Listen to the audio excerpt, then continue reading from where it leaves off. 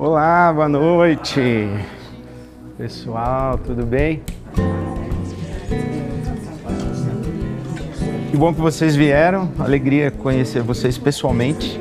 A gente se conversa por uma tela, agora ao vivo e a cores.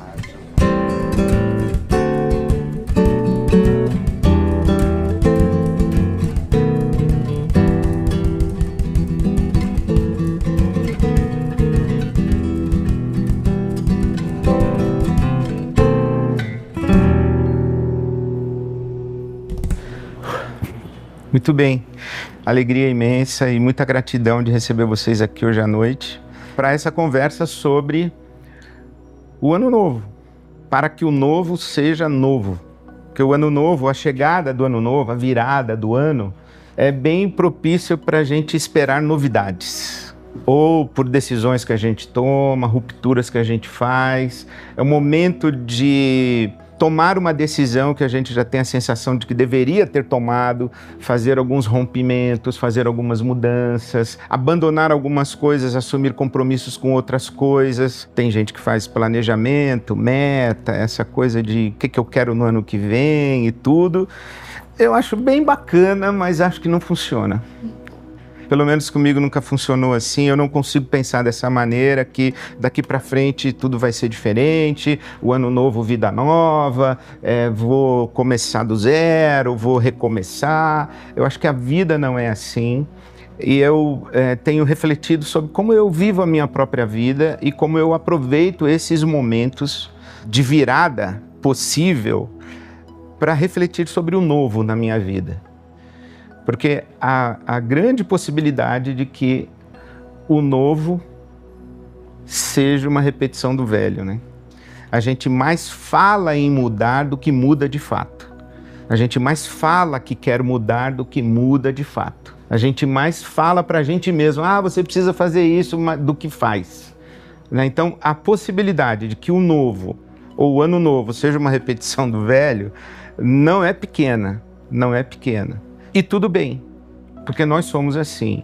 Então, uma forma é a gente entrar nessa vibe de parar, sentar, fazer uma avaliação do passado, fazer uma projeção do futuro, estabelecer metas, alvos, propósitos, fazer planejamento. E aí tem toda uma cultura de orientação de como é que a gente formata um futuro e vai na direção dele. Para mim não rola, e eu queria dizer para vocês, então, acho que 3 coisas que eu uso para mim mesmo para pensar no meu futuro e especificamente agora pensar no ano novo. Esse ano passado, agora, esse ano que está acabando, para mim foi um ano de mudanças que foram amadurecidas na minha vida, literalmente por mais ou menos 10 anos. Eu tomei decisões no ano agora que está acabando, que eu comecei a falar sobre essas decisões em 2015, 2016.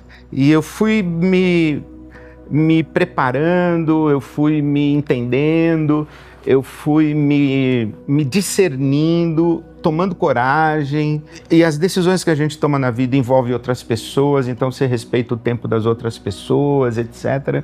E agora, nessa virada de ano, eu parei para pensar e resgatei 3 coisas que para mim são importantes. Desse ano, eu acho que a experiência mais rica que eu tive, que é a primeira coisa, foi o encontro comigo mesmo e de chegar o mais próximo possível daquilo que eu poderia chamar do meu eu verdadeiro. Quem eu sou? A minha autenticidade, sabe? Eu sou isso aqui. Eu acho que essa foi a mensagem mais impactante que eu recebi de Deus, da vida, fazendo uma retrospectiva de tudo que eu estudei, de tudo que eu falei, de tudo que eu ouvi. O que mais ficou gravado em mim foi a importância de eu fazer as pazes comigo mesmo, de encontrar o meu eu verdadeiro. O meu eu verdadeiro não é o meu eu ideal. É o verdadeiro. O verdadeiro no sentido de contemplar as minhas luzes, as minhas escuridões, as minhas sombras e dizer, isso aqui é minha verdade. Inclusive, a minha verdade que eu não gostaria que fosse, mas é. Eu sou assim, eu sou isso. Mas você quer continuar sendo isso? Não, não quero, mas é o que eu sou e eu tenho que assumir isso e partir daí. O texto bíblico que mais me interpela, e já há muito tempo, é o texto de Provérbios, capítulo 16, quando Salomão diz, maior é aquela pessoa que conquista a si mesma do que a que conquista uma cidade. E a gente vive num mundo que nos interpela o tempo inteiro para a gente conquistar a cidade. Para a gente fazer uma carreira, para a gente fazer uma carreira acadêmica, para a gente fazer um patrimônio, para a gente fazer um nome, para a gente fazer uma família. A gente tem que conquistar coisas. E conquistar coisas a partir de uma referência do meio que a gente vive. E é esse meio, são essas pessoas, inclusive as pessoas que nos amam e que nos querem muito bem, as coisas que elas dizem que a gente deve conquistar. E a gente faz um caminho de conquistas e tentando ser inserido, ser aceito, ser validado, ser querido, ser gostável, ser amado, ser amada, e a gente vai tentando. Só que chega uma hora que isso tudo que a gente tenta fica pesado. E é difícil quando a gente tem que romper com essas coisas. Mas esse é o momento mais libertador da nossa vida, quando a gente assume que aqueles papéis, aquelas formas, aqueles vínculos, aqueles relacionamentos, aqueles compromissos, inclusive aquelas ideias, aquelas crenças, aquilo não combina mais com a gente. É como se a gente usasse uma máscara e a máscara começa a machucar o rosto. Durante um tempo a gente consegue. Aí a gente chega à noite, tira, passa um cremezinho, hidrata, restaura, no dia seguinte põe a mesma máscara, só que chega uma hora que a máscara fica pesada, ela fica não só pesada, mas ela fica cruel. E ela começa a nos ferir, nos deformar, e a gente tenta ser a máscara porque a gente acha que as pessoas querem que a gente seja a máscara. E durante um tempo, ok. Só que tem um dia em que a gente tem que dizer, ó, é isso aqui que eu sou. Essas são as minhas convicções, pelo menos por enquanto. É isso que eu consigo ser, é isso que eu preciso ser. E aí a gente descobre uma liberdade de não viver mais dependendo da validação do outro. Não é que a gente está nem ligando, mas não é determinante. Eu quero que você me valide, eu quero que você me ame, que você me considere uma pessoa admirável, enfim. Mas se para ter isso de você, eu preciso continuar me deformando, me ferindo, me machucando, então o custo está muito alto. E se você não conseguir me amar sem máscara, de que me vale um amor que eu sei que é para máscara? Eu sei que você não me ama, você ama a máscara. E essa relação de me engana, né, que eu gosto, ela funciona por um tempo, mas chega uma hora que não dá mais. E aí, quando eu penso no ano novo, no que vem, o novo vem. E se eu não estou seguro desse meu eixo interior, da minha identidade, da minha verdade, o novo que vem com muita pressão externa. E eu acabo cedendo à pressão e voltando a usar máscara. Eu volto para a minha zona de conforto. E a gente tem não sei se é uma falsa ideia de que a zona de conforto é necessariamente confortável, mas ela não é. A zona de conforto é a zona do mesmo, do conhecido, ainda que um conhecido que nos cause dor, nos cause sofrimento. A gente sabe que é, mas a gente volta para aquilo. É muito interessante pessoas que vivem numa relação abusiva, elas voltam para a relação abusiva. Elas têm um vício, aí elas ficam limpas por um tempo, elas voltam para o vício, porque é o conhecido, é o não encarar a verdade. Tem um ditado que diz que entre duas dores a gente escolhe sempre a menor. E às vezes encarar a nossa verdade, assumir a nossa verdade, dói mais do que a dor que... Eu passei por isso em 2015, literalmente. Eu passei praticamente um ano no sofá da minha casa. E eu cancelava os compromissos que eu podia cancelar, as reuniões que eu podia cancelar. E um belo dia eu parei e falei, por que eu estou aqui? Do que eu estou fugindo? Que dor eu não estou querendo enfrentar e encarar a ponto de me submeter a essa dor? E isso começou um processo de mudança muito importante na minha vida, que teve perdas, mas os ganhos que eu tive com isso foram ganhos de saúde, saúde emocional, saúde espiritual, saúde física, do tipo, eu sou assim, eu sou isso. E é a partir daqui que eu vou conversar com Deus. Porque Deus não conversa com máscaras, né? Enquanto a gente está usando uma máscara e a gente está falando com Deus, Deus está só que nem o seu terapeuta, fica te olhando, esperando você chegar na verdade, né? Ele finge que está acreditando porque é o que você consegue suportar, então ele te compreende. Eu acho que Deus faz isso com a gente. Tá bom, você precisa dessa mentira repetida para si mesmo, eu vou contigo. Mas ainda não é isso, né? Você sabe. Até que chega essa hora. Então, a primeira coisa é, vem um novo. O novo vem. Mas o novo que vem vai te encontrar como? No seu eixo ou de máscara? O novo ano, com as demandas que ele vai trazer, e o ano que vem não vai ser fácil não, hein? A gente vive num país que tem um escândalo por dia, uma violência por dia, uma novidade grotesca por dia, e aí o novo vem, a gente não imagina o que vem, mas quando ele vier, que ele nos encontre, sabe, no eixo. É como se a gente tivesse uma sala de comando aqui interior, e a gente está no comando da sala interior. Provérbios 4:23 também fala, de tudo que se deve guardar, guarda o seu coração, porque dele depende a sua vida. É ali, no seu coração. E é muito importante quando a gente está na sala de comando e a gente está no eixo, aí vem uma pessoa, grita com a gente, não nos abala. Ela nos menospreza, nos desvaloriza, nos rejeita, nos critica, nos hostiliza. Não mexeu comigo, eu estou no centro, eu tô aqui.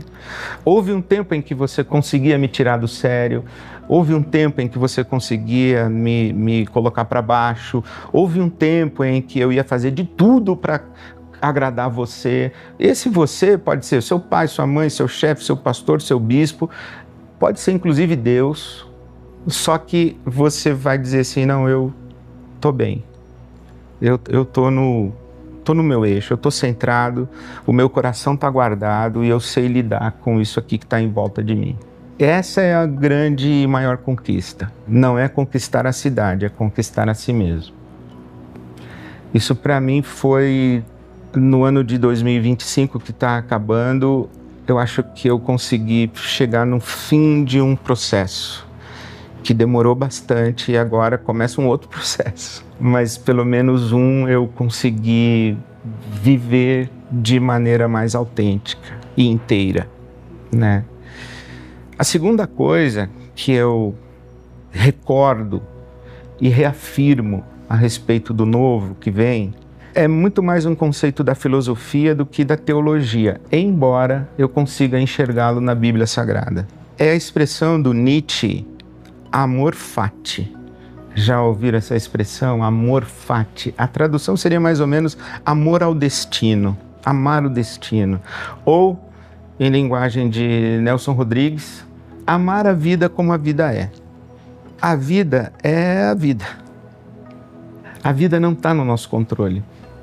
as coisas que acontecem, boas ou ruins, elas não estão no nosso controle.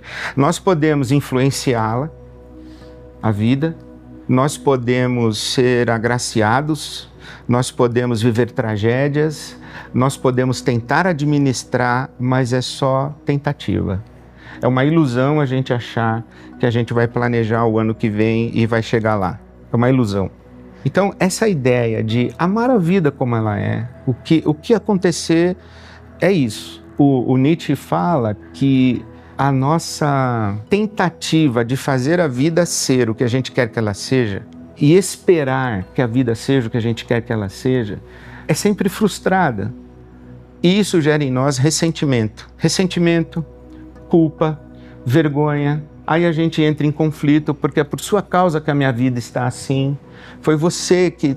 porque aquele meu chefe, porque aquele meu marido, aquela minha companheira, sabe? A gente vai tentando explicar por que a vida não é o que a gente achava que deveria ser, o que a gente gostaria que fosse. A vida é vida.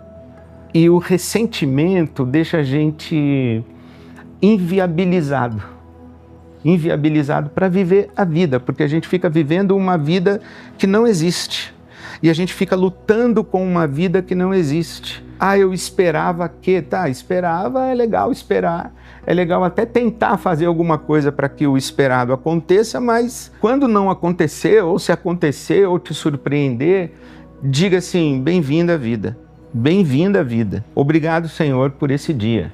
Obrigado pelo que aconteceu. Inclusive com a ideia de que muita coisa que pode nos acontecer, Deus também não queria que acontecesse. Isso foi uma libertação para a minha vida, sair desse negócio de Deus no controle, vontade de Deus, Deus tem um propósito. Eu entrei numa das minhas crises de fé, foi essa. Eu acompanhei uma família que perdeu um menino de 7 anos de idade, e a conversa dos crentes era dizer para os pais que Deus tinha um propósito. Eu falei, tá, qual o propósito de Deus em matar uma criança de 7 anos? Esse Deus aí de vocês é mais o meu diabo, não é o meu Deus. E eu vivo essa angústia. Então, tem muita coisa que acontece no mundo que Deus não queria que acontecesse. Né? Imaginar que um sujeito embriagado, alcoolizado, atropela uma pessoa que vem a falecer, dizer que Deus tinha um propósito nisso, que Deus fez o cara... Sabe, não encaixa para mim. Então, dizer assim, olha, a vida é vida. Eu tenho uma convicção de que não existe vida que deu errado. Existe gente que deu errado na vida. Porque a vida é vida.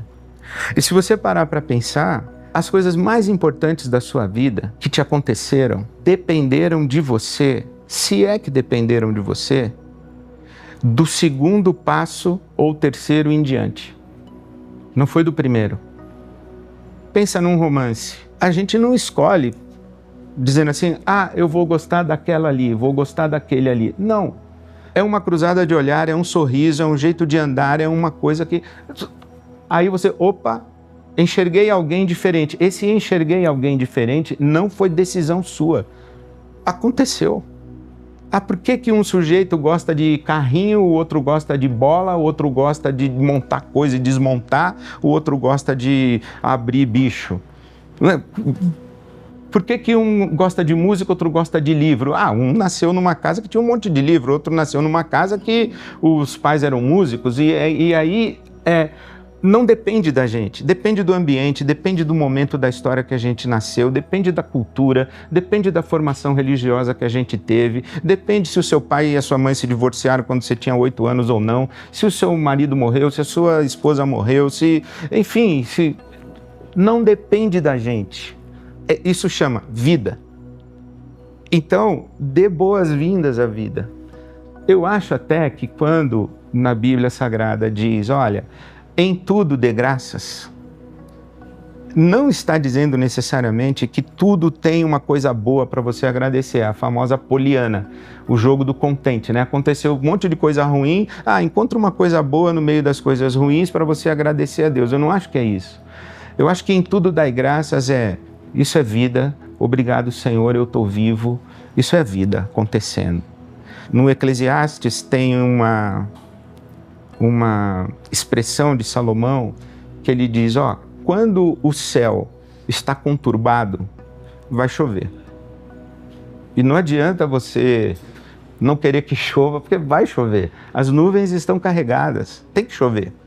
A árvore, se ela cair para o norte ou para o sul, para o lado que a árvore caiu, vai ficar. A árvore cair para o norte ou para o sul é aleatório.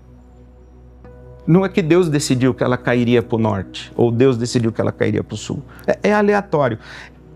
E eu acho que dentro de uma cultura religiosa cristã, com essa ideia de Deus no controle, Deus é soberano, Deus tem um propósito, não existe espaço para aleatoriedade. E eu acho que a gente tem que fazer as pazes com essa questão da aleatoriedade. Tem coisa que acontece que não tinha motivo para acontecer. Aliás, na filosofia tem a diferença entre o contingente e o necessário. Necessário é o inevitável, é o inexorável. Nós estamos envelhecendo, não tem como fugir disso. Agora, se a gente vai morar em Curitiba, em Cuiabá, em Porto Alegre, em São Paulo ou no Japão, nós vamos envelhecer. Qualquer lugar que a gente esteja, aqui é contingência. Envelhecimento é necessidade. Então, a gente vive aqui entre o necessário e o contingente. Onde você vai almoçar amanhã? Você não sabe. Onde você estará no dia 19 de janeiro de 2026? Você não sabe. É contingência. E a gente tem que dar boas-vindas à aleatoriedade, à contingência e fazer as pazes e agradecer a Deus que a gente está vivo. Isso chama vida. Não existe vida que deu errado. Ah, eu divorciei, deu errado. Meu pai faleceu com 26 anos de idade. Minha mãe ficou viúva com 24 e 2 crianças no colo. A vida da minha mãe deu errado? Não necessariamente. Não existe vida que deu errado. Existe gente que deu errado na vida. Então a segunda coisa que eu penso, olhando para o ano que vem, eu digo... que venha o ano. Eu não sei o que virá. Tenho expectativas, tenho desejos, tenho planos, tenho coisas que eu quero realizar, mas não sei. Eu não estou andando sem rumo, mas eu não posso me agarrar a isso. Eu não posso me agarrar a isso como se isso fosse necessariamente se realizar. E se não se realizar, não significa que deu errado, significa que é vida. E eu vou dar boas-vindas à vida. Mas aí eu chego no meu terceiro ponto, que é o seguinte. Você deve conhecer esse versículo de Romanos. Todas as coisas cooperam para o bem daqueles que amam a Deus.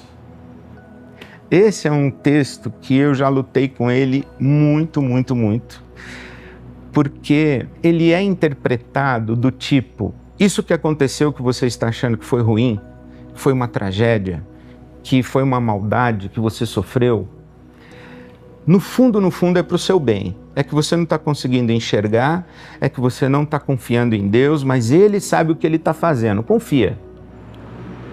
Aí você pega essa moça que foi atropelada pelo ex-companheiro dela e arrastada por 1 quilômetro e teve as 2 pernas amputadas, um ato de violência inaceitável e inexplicável, e diz o seguinte: minha filha, confia, todas as coisas cooperam para o bem. Ah, eu perdi parte das minhas 2 pernas, você está dizendo que isso é que Deus está fazendo para o meu bem. Ah, desculpa, não faz sentido para mim. Então, para mim também não faz. Então, Romanos 8 tem uma outra forma da gente interpretar, inclusive de traduzir. Não é que todas as coisas cooperam para o bem daqueles que amam a Deus. Deus, em todas as coisas, coopera com aqueles que o amam para trazer à existência um bem.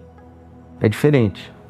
Quando eu digo que todas as coisas cooperam para o bem, Deus é um manipulador de circunstâncias. Mas quando eu leio em todas as coisas, Deus coopera com aqueles que, em todas as circunstâncias da sua vida, Deus coopera com você para que vocês juntos tragam à existência o que é bom, isso, primeiro que me dá uma dignidade em que Deus está dizendo, a vida é sua, vamos trabalhar junto nisso aí.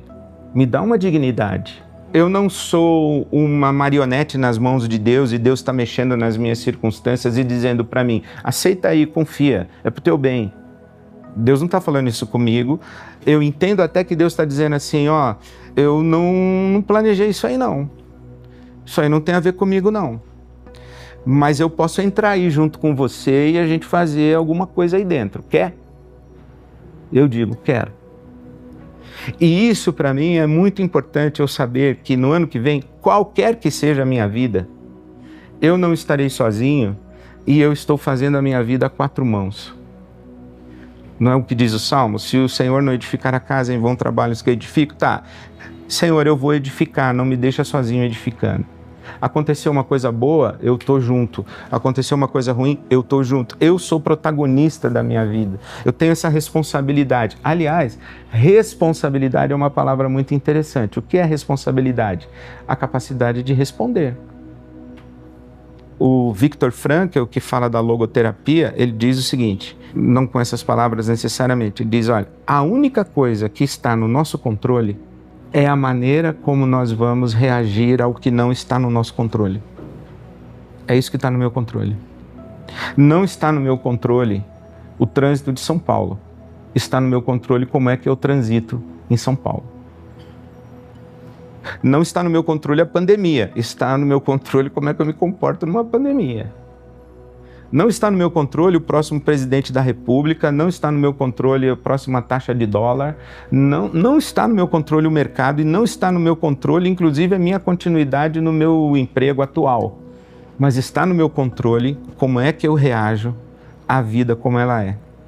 E essa promessa de Deus, né, de que em todas as coisas Deus coopera para o bem, Ele coopera comigo, eu não sou passivo nessa relação, eu sou participante, eu sou cooperador, eu e Deus fazendo juntos, né? E fazendo juntos nas condições que são dadas. Porque Deus respeita a minha maturidade, Deus respeita meu momento, Deus respeita minhas capacidades, Deus respeita meus repertórios, Deus respeita inclusive minhas decisões. E Ele diz, estamos juntos. Meu pastor dizia, cuidado, tem coisa que você fica vendo na televisão que Deus sai da sala. E aí eu tive que crescer e afirmar que não, Deus nunca sai da sala. Deus nunca me deixa. Inclusive Ele fala assim, você vai para essa lama aí mesmo? Eu fico, tô indo, né? E Deus fala, então vamos junto. E Ele vai. Né? Você vai beber dessa água cristalina? Vou, eu tô junto. Eu sou a própria água cristalina. Se você quiser beber água da poça, vamos passar por isso junto. Né? Tipo aquela brincadeira que a gente faz que dependendo da velocidade o anjo sai do carro, né? Não sai, o anjo capota junto. Deus está sempre com a gente. E isso para mim é muito encorajador e desafiador. Então, o que eu espero do novo? Eu espero que eu seja autêntico, verdadeiro comigo mesmo, com a minha consciência, que eu esteja no meu eixo, para que a maneira como a vida vai se configurando à minha volta, nas circunstâncias que me forem oferecidas, nas oportunidades que me aparecerem, nas dificuldades que eu tiver que enfrentar, eu não seja ressentido, eu não seja uma pessoa amargurada, frustrada, covarde, mas que eu sente, respire fundo e diga, bom Deus, como é que a gente vai daqui para frente? Eu aprendi uma oração com a Ana Alzira Nascimento, que é missionária, ela foi missionária na África durante quase 20 anos. E teve uma vez que ela foi para a África e levou muita doação, mas muita doação. No aeroporto de Luanda não tinha esse serviço de transferência da bagagem. Eles tiravam de um avião, colocavam na pista do aeroporto e cada um que colocasse no outro avião, que iria para Uambo. E era muita caixa, era muita doação. E ela tinha combinado com o pessoal da igreja de Luanda para ajudar a fazer essa. Só que aí o que aconteceu? No meio da transferência da bagagem, fechou a porta e terminou o embarque e ficou um monte de caixa na pista. Ela olhando pela janelinha do avião, o pessoal lá dizendo, e agora? O avião taxiou e decolou, vazio. E ela disse que naquele dia ela fez uma oração que foi, Deus, Quero ver como é que o senhor vai sair dessa. Daqui a pouco o avião faz meia volta. E por que estava decolando vazio? Porque um general estava no voo. Então não podia estar um avião lotado, deixaram passageiros para trás, mas descobriram que o general não havia embarcado.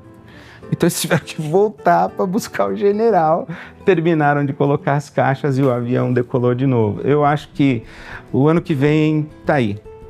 A gente tem o privilégio, a graça de estar vivo e enfrentar, encarar e receber como dádiva e como presente de Deus um novo ano.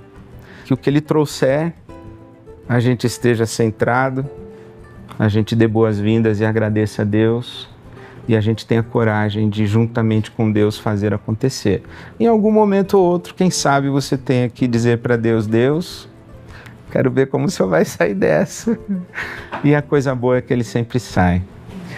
Eu desejo para vocês um ótimo, abençoado e um feliz 2026, um feliz ano novo.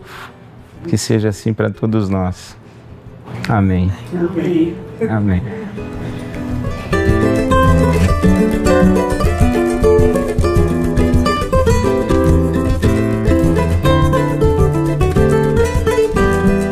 Quais são as suas promessas, metas e expectativas para 2026?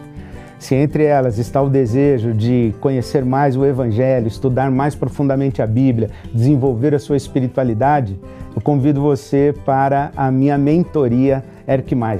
São 9 cursos, mais de 70 horas aula e uma live semanal exclusiva para assinantes. Vamos juntos, vamos fazer essa jornada em 2026.